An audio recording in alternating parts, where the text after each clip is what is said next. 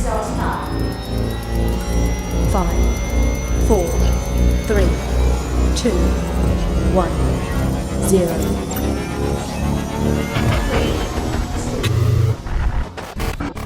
Antes de que existieran las palabras, existieron las imágenes, marcas, símbolos, trazos, formas de entender el mundo y de dejar huella.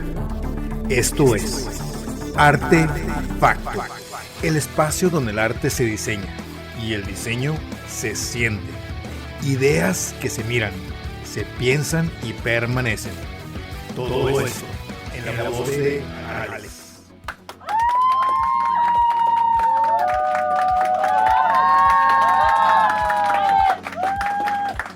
Hola, hola, mentes creativas, diseñadores inquietos y espíritus curiosos. Yo soy Alex, con K y con Z, y te doy la bienvenida a Artefacto, este espacio donde el arte y el diseño se sientan a la misma mesa, se quitan la corbata, se arremangan las mangas y empiezan a pensar el mundo.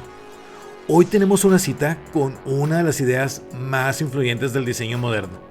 Una idea tan poderosa que probablemente la usas todos los días, incluso sin saberlo. Una idea que cabe en una sola frase, pero que cambió por completo la historia visual del siglo XX. La forma sigue a la función. Seguramente la has escuchado. Se le atribuye a la Bauhaus, a Walter Gropius, al diseño alemán, pero la historia es un poco más interesante. Esta frase nació en 1896, escrita por el arquitecto estadounidense Louis Sullivan, quien afirmaba que la forma de un objeto debía surgir de su propósito, no del adorno ni del capricho estético. Años después, esa idea cruzó el Atlántico y encontró un terreno fértil en una Europa que acababa de salir devastada de la Primera Guerra Mundial. Un continente que necesitaba reconstruirse, no solo en lo físico, sino en lo visual, lo social y lo cultural. Y es ahí donde aparece la Bauhaus, fundada en 1919, en la ciudad alemana de Weimar, por el arquitecto Walter Gropius. La Bauhaus no fue solo una escuela, fue un laboratorio de pensamiento, un experimento radical que buscaba unir el arte con la vida cotidiana. En la Bauhaus se creía algo profundamente revolucionario para su época, que una silla, una lámpara, un cartel o una tipografía podían ser tan importantes como una pintura de museo, que el diseño debía ser funcional, bello y accesible, y que el arte no tenía que vivir encerrado en galerías elitistas, sino formar parte del día a día de las personas. Aquí no se trataba de formar artistas incomprendidos, sino diseñadores conscientes. El manifiesto de Gropius lo dejaba claro. El objetivo final de todas las artes es la construcción. Construir objetos, espacios, sistemas y también una nueva forma de pensar. La Bauhaus rompió con el modelo académico tradicional. No había jerarquías rígidas entre disciplinas. Pintores, escultores, arquitectos, diseñadores, artesanos y tipógrafos aprendían juntos, compartían talleres y experimentaban con materiales reales. Antes de diseñar, había que sentir, tocar la madera, doblar el metal, entender el peso del vidrio, observar cómo se comporta la luz, porque no se podía diseñar algo útil sin comprender su esencia material. Por sus aulas pasaron figuras fundamentales del arte moderno. Paul Klee, explorando la teoría del color y la forma como lenguaje emocional. Wassily Kandinsky, enseñando que la geometría también podía expresar espiritualidad. Laszlo Moholy-Nagy, llevando la fotografía, la tipografía y la tecnología al centro del diseño. La Bauhaus no enseñaba a copiar estilos, enseñaba a pensar sistemas. Y ahí es donde el diseño gráfico empieza a tomar una forma moderna. En los talleres de impresión, los estudiantes aprendían que cada elemento visual debía tener un propósito. Nada estaba ahí porque sí. La tipografía, el espacio en blanco, la composición, el color, todo debía responder a una función comunicativa. Uno de los nombres clave en esta revolución fue Herbert Bayer. Bayer propuso algo que, para la época, fue casi una herejía: eliminar las mayúsculas y rediseñar el alfabeto bajo principios geométricos. Su tipografía universal buscaba claridad, legibilidad y eficiencia visual. No era solo una fuente, era una pregunta directa al diseñador: ¿esto es necesario o solo es costumbre? Con la Bauhaus nacen conceptos que hoy nos parecen obvios: la retícula, la jerarquía visual, el espacio negativo, el uso racional del color.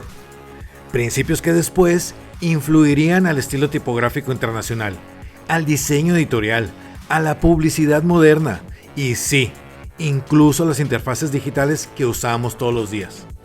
Pero como todo movimiento que cuestiona lo establecido, la Bauhaus también incomodó. En los años 30, con el ascenso del régimen nazi, la escuela fue acusada de ser demasiado moderna, demasiado libre, demasiado peligrosa. Muchos de sus profesores eran judíos, extranjeros o políticamente incómodos para el poder. En 1933, la Bauhaus fue cerrada. Sin embargo, ese cierre no fue un final, fue una expansión. Sus maestros emigraron a distintos países y llevaron consigo la semilla Bauhaus. Moholy Nagy fundó el New Bauhaus en Chicago. Las ideas de Bayer influyeron directamente en el diseño suizo.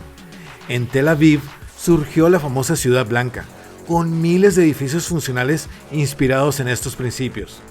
Y en América Latina, su pensamiento permeó escuelas de diseño y arquitectura, muchas veces sin saberlo. La Bauhaus fue perseguida, censurada, dispersada, pero nunca derrotada.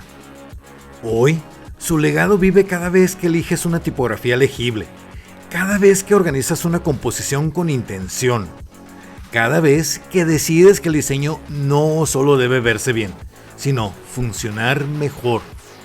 La Bauhaus nos enseñó que el diseño no es decoración, es comunicación, es responsabilidad, es una forma de pensar el mundo. Vale la pena detenernos un momento y preguntarnos: ¿estás diseñando desde la función o desde la costumbre? ¿Tu trabajo comunica con claridad o se pierde en el ruido visual? ¿Te atreves a cuestionar lo establecido para crear algo verdaderamente significativo? Porque al final el diseño no nace del orden perfecto, ni del caos absoluto. Nace de la tensión entre ambos. La Bauhaus no fue un estilo, fue una postura ética, una manera de entender que cada decisión formal implica una consecuencia social, que elegir una tipografía no es un gesto neutro, que organizar el espacio no es solo estética, es jerarquía, es intención, es discurso. Diseñar es tomar postura, es preguntarte si estás simplificando para hacer más comprensible el mundo, o si estás saturándolo para esconder la falta de claridad. Es decidir si tu trabajo será ruido decorativo o estructura significativa. La verdadera herencia de la Bauhaus no está en las sillas de acero tubular, ni en las fachadas blancas. Está en la conciencia, en entender que la forma no es un disfraz, es la consecuencia visible de una idea bien pensada. Y tal vez hoy, más que nunca, necesitamos diseñadores que piensen, que cuestionen, que construyan con intención. Porque el diseño no es solo lo que se ve, es lo que transforma. Así que la próxima vez que enfrentes una hoja en blanco, una mesa de trabajo o una pantalla vacía, recuerda esto: no estás creando objetos, estás diseñando experiencias. No estás acomodando formas, estás organizando significado. No estás eligiendo colores, estás activando emociones. Y eso es una enorme responsabilidad, pero también es un privilegio. Yo soy Alex con K y con Z, y esto fue Artefacto, el espacio donde el arte se diseña y el diseño se siente. Gracias por escuchar, por pensar y por crear con intención. Y recuerda, si sientes que todo está fuera de lugar, tal vez no estás perdido. Tal vez estás a punto de diseñar algo que aún no existe. Nos escuchamos en el próximo episodio. Adiós. Esto fue Arte Factor, el espacio donde el arte se diseña y el diseño se siente. Gracias por escuchar, por observar y por crear con nosotros. Hasta entonces, que tu trazo sea libre y tu diseño tenga alma.